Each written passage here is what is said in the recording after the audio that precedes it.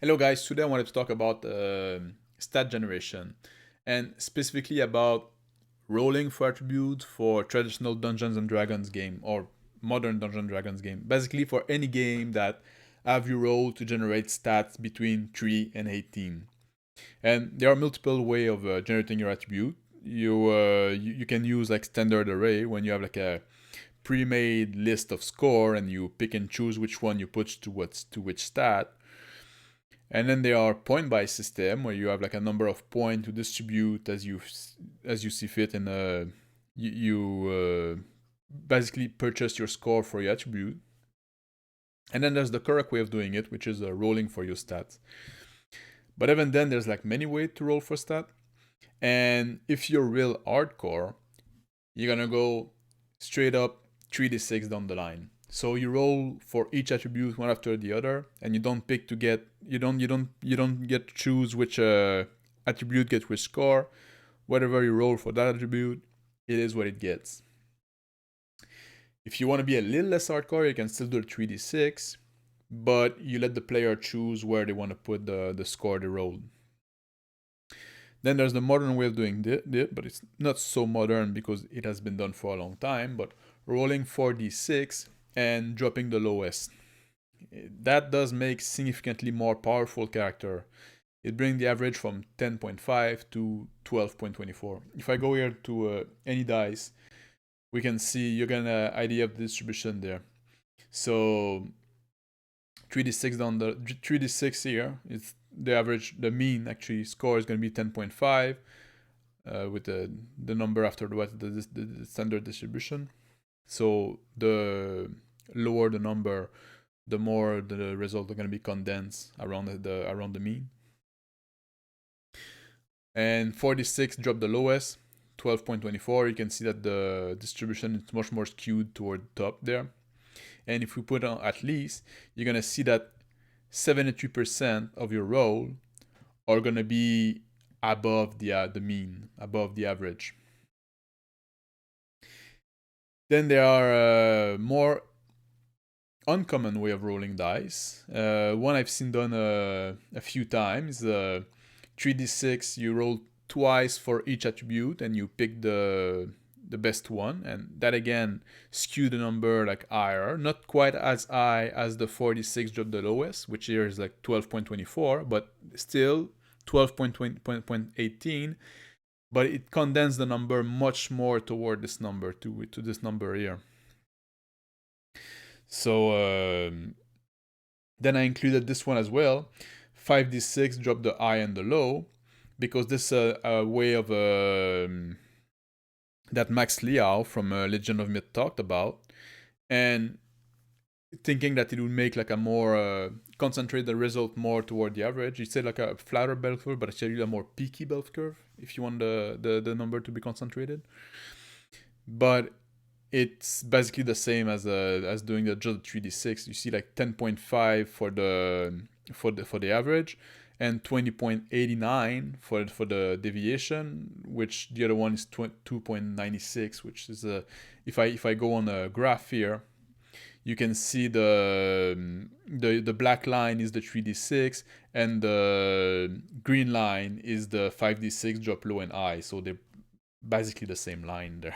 They're very close to each other. And you could do something goofy like say, roll 1d16 and add 2. That gives you the stat from 3 to 18, but in a very linear manner. So you got the equal chance of getting any number as any other one. If you don't know how to do the 1d16 roll, well, you can use like a online or a digital dice roller. But one way you can do it is to roll a d8 and a d2.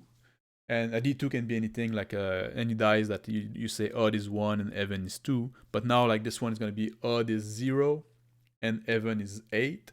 And then you add both dice. And you can see here, so if you do like 1d16, you got like 6.25 chance of every number. If you do 1d8 plus a d2 that is 0 or 8, give you the same distribution. So this is a fair d16. So if you didn't know how to do a d16, sometimes people say, oh, roll a d20 and re-roll anything above 16, but actually you can do it this way. It's a fair way of doing it without having any reroll. So, and the other thing I want to talk about, and the main thing I want to talk about, is once you get your attribute generated, if you play a game like Dungeons and Dragons, the attribute is nearly irrelevant. You barely use it. What you use all the time is the stat bonus, the stat modifier that is derived from the attribute. Is this +1, +2, or -1, -2 that you get that you add to your roll? And this method of determining your stat bonus has changed in more recent editions, starting from 3rd edition. It used to be that in old school D&D or in many OSR product, like I got here like the Rulecyclopedia and Lamentation of the Princess example, you get a 0 for any score between 9 and 12, including 9 and 12. So that again, if you look at you already got a curve, a bit of curve for rolling, your 3d6 or whatever, usually those are 3d6. But then this curve is even like, if you look at the curve of the distribution of for the actual stat bonus, it becomes even pickier because there's this distribution that is uneven. And then you got like a -1 for anything for anything up to 6. So 6, 7, 8 is -1. So even if you roll like badly, you roll something like a 7, it's only a -1. So it's not dramatic. And that means like this distribution that they had in old school D&D, it means that 48% of your roll on 3d6 will give you a modifier of 0. And 90% of your roll will give you something between -1 and +1. So it's quite uncommon to go to those -2. You need to get a 16 to get a +2, because the same distribution is on the other end as well, on the other side as well.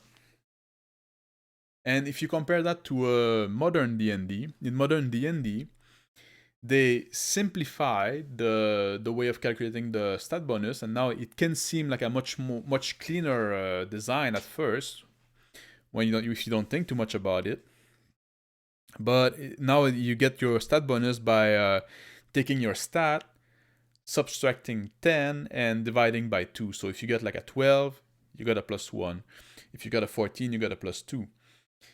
So this means that now the stat number, it's much more important. If you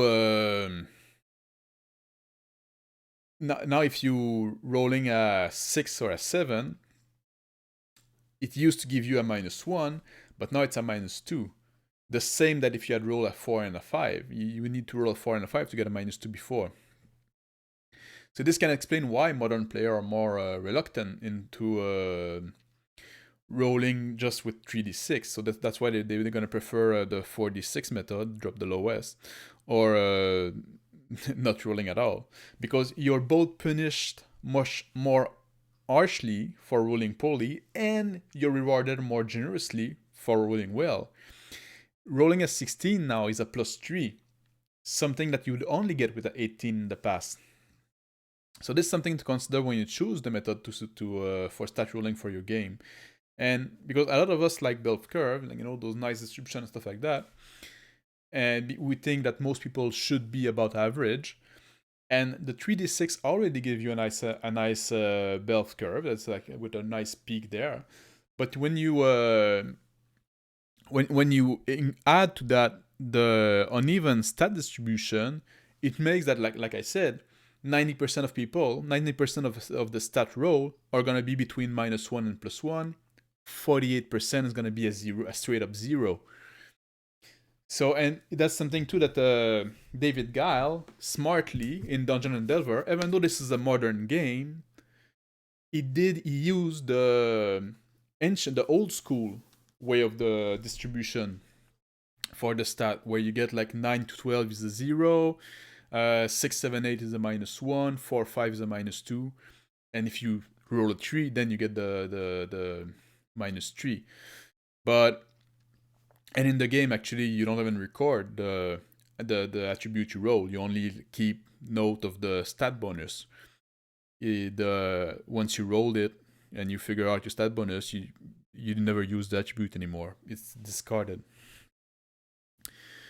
So this is what I want to talk about. And if you look at your stat distribution in your game, when you choose a method of dice rolling for a new campaign, or if you're in a game like D&D, where the stat bonus is more relevant than the actual attribute, what you should look for the distribution is this distribution of the bonus.